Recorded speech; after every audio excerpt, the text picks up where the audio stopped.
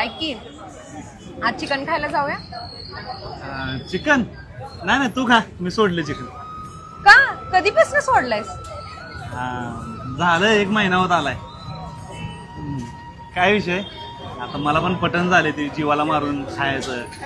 आणि जेव्हापासून चिकन सोडलं का नाही माझी सगळी कामं नीट व्हायला लागली, डोकं शांत व्हायला लागले, राग बीज तर गेलाय.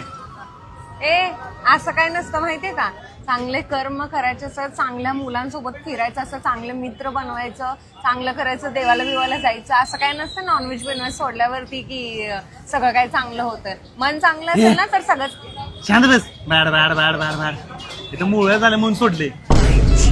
माझ्या काळ असू नको रागात बसू.